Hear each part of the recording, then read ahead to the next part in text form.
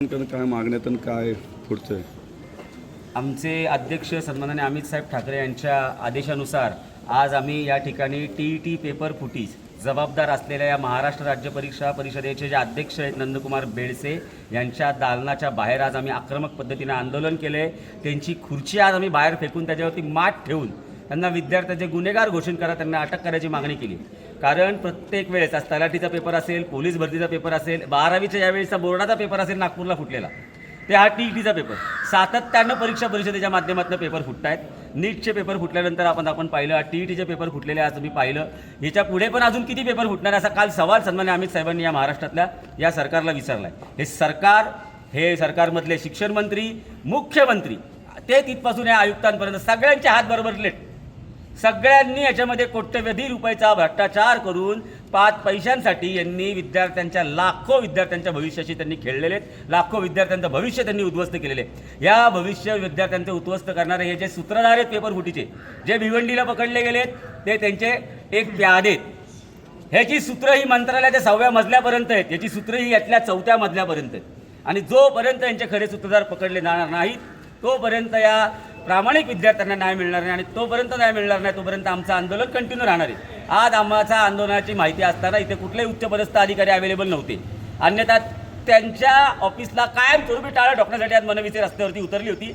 त्यांचं कामकाज कायमस्वरूपी बंद करायला उतरले, कारण ते माठ आहेत, निष्क्रिय आहेत, निकम्मे आहेत। त्यांच्या या विद्यार्थ्यांच्या भविष्याचे जे त्यांनी खराब केले, या पापाचे भागीदार विद्यार्थ्यांच्या ते आहेत।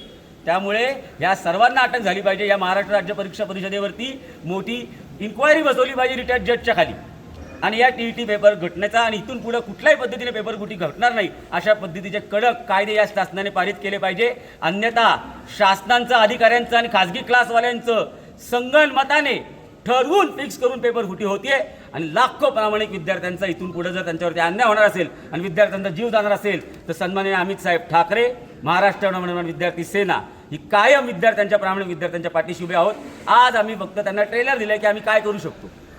येत्या काळात जर त्यांना पूर्ण पिक्चर पाहायचा असेल तर ते पेपर फोडतील, तर आम्ही त्यांना फोडू, हे त्यांनी लक्षात ठेवावं। यापूर्वी झालेली पेपर फुटीच्या प्रकरणात कुठल्याच निष्कर्ष निघाला नाही, म्हणजे तुम्ही म्हणता त्याप्रमाणे प्याद्यांवर कारवाई होती। तेच प्याद्यांवर, कारण ज्यांच्यावरती कारवाई करायला पाहिजे ते मंत्रालयाच्या 6व्या मजल्यावरती आहेत, ते पोलीस बंदोबस्तात फिरतायत, कुंपण शेत खाते।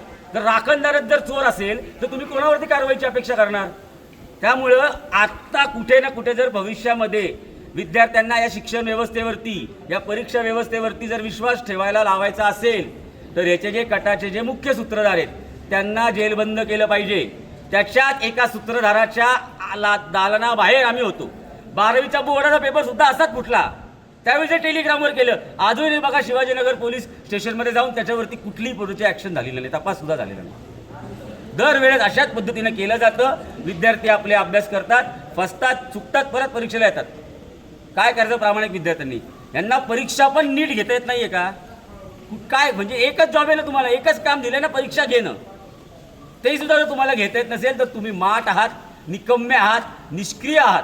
आज आम्ही तुम्हाला एक ठामपणे सांगतो, तुम्हाला जमतं तर काम करा, नंतर खुर्च्या खाली करा, नसेल तर तुमचं काम बंद करण्याची ताकद आमच्यात।